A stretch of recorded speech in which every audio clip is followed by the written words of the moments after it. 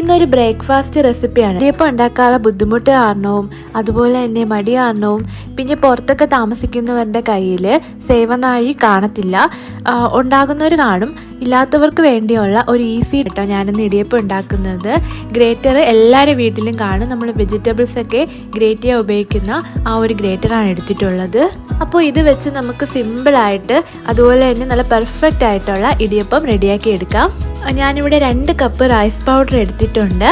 അതൊരു ബൗളിലേക്ക് ഇട്ട് കൊടുക്കുന്നുണ്ട്. ഞാനിത് കടയിൽ നിന്ന് വാങ്ങിയ റൈസ് പൗഡറാണ് കേട്ടോ. ഇത് അപ്പം ഇടിയപ്പം ഒക്കെ ഉണ്ടാക്കാൻ പറ്റിയതാണ്.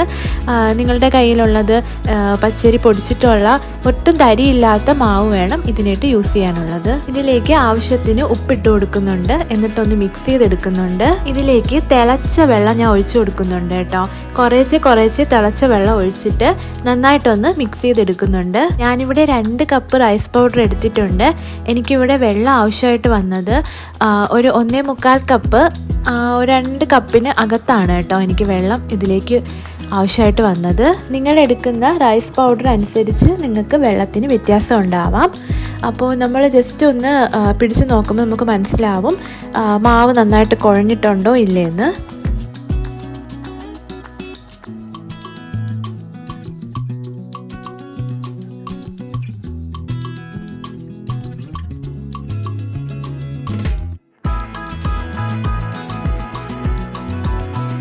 ഇതിലേക്ക് ഞാൻ കുറച്ച് കോക്കനട്ട് ഓയിൽ ആഡ് ചെയ്ത് കൊടുക്കുന്നുണ്ട് കേട്ടോ. അപ്പോൾ ഇടിയപ്പം നല്ല പെർഫെക്റ്റ് ആയിട്ട് വരാനാണ്. ഇതിൻ്റെ ചൂടൊക്കെ മാറാൻ വേണ്ടി ഒരു 10 മിനിറ്റോളം നമുക്ക് വെച്ചേക്കാം. അതിനുശേഷം നന്നായിട്ട് ഒന്ന് കുഴച്ചെടുക്കുന്നുണ്ട്.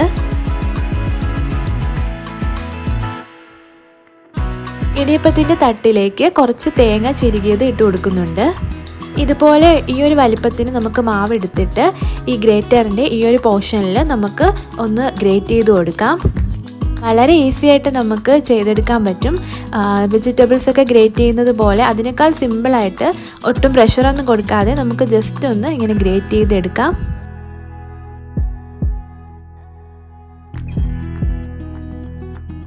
ഇതുപോലെയാണ് കേട്ടോ വരുന്നത്. ഇത് ഫുള്ളായിട്ട് നമുക്ക് ഇടിയപ്പത്തിൻ്റെ ഷേപ്പാക്കി ഇത് നമുക്ക് ഒരു 10 മിനിറ്റോളം ഒന്ന് സ്റ്റീം ചെയ്തെടുക്കാം.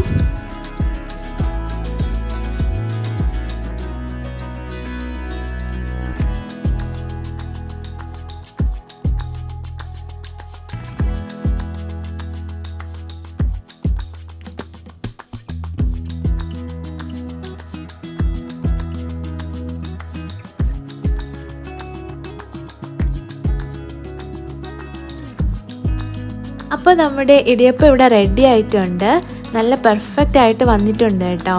നമ്മൾ സാധാരണ ഉണ്ടാക്കുന്ന ഇടിയപ്പത്തിനേക്കാളും കാണാൻ കുറേ കൂടെ ഭംഗിയായിട്ടുണ്ട്.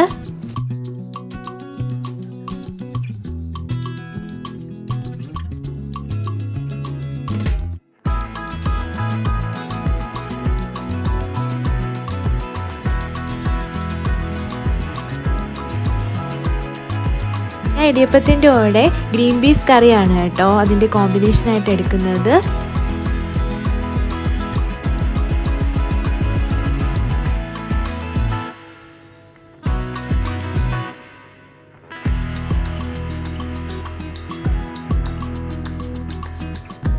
അപ്പോൾ എൻ്റെ വീഡിയോ ഇഷ്ടപ്പെടുകയാണെങ്കിൽ ലൈക്ക് ചെയ്യാനും സബ്സ്ക്രൈബ് ചെയ്യാനും മറക്കല്ലേ.